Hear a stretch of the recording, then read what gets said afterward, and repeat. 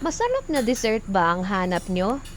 Ang totoo niyan, nag-iisip talaga ako at na-requestan ako ng aking pamangkin na gumawa ako ng isang masarap na creamy gelatin at eto na ngayon.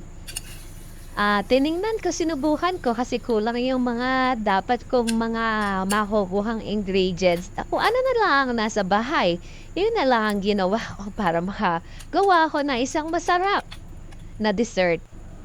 At itong gagawin ko mga besh ha, hindi ito yung tipong tamang paggawa. Karaniwang nakikita nyo na gumagawa ng gelatin. Kasi ako, ito lang, yung nakita ko sa bahay. Powder milk, syempre sugar, yung natirang Mr. Gulaman na unflavored, at syempre yung ating evaporated milk, yung mangga, meron pa pala kami sa rep, at yung natirang makapuno.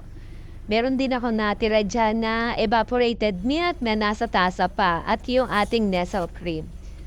So, yun na nga, hiniwa ko na yung dalawang mangga, at itatabi ko yung pinakabunot nito dahil hindi naman natin ilalagay doon sa gagawin nating gelatin. Tanggalin lang natin yung pinakabalat nito.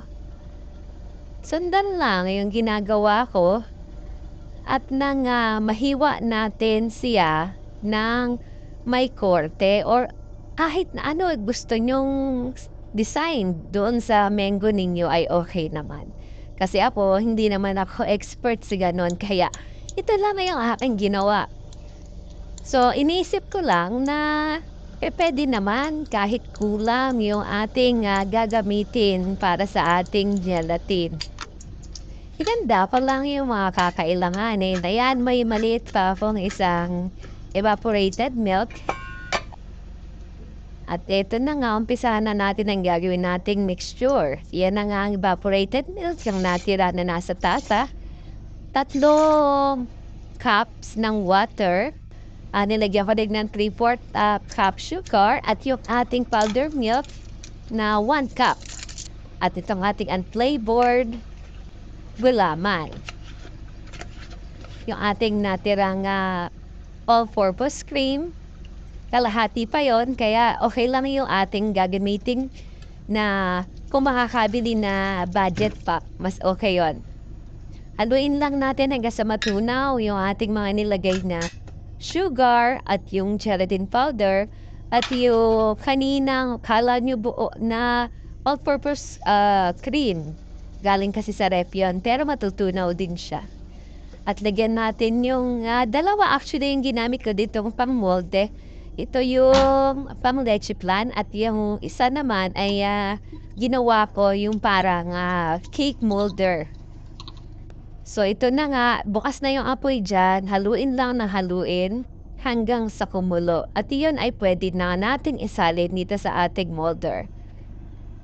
Gawin lang yung ginagawa ko, madali siyang lumamig kaya ilagay agad sa molder para mailagay natin yung toppings na pang ginagawa po doon sa ibabaw nitong ating molder cake.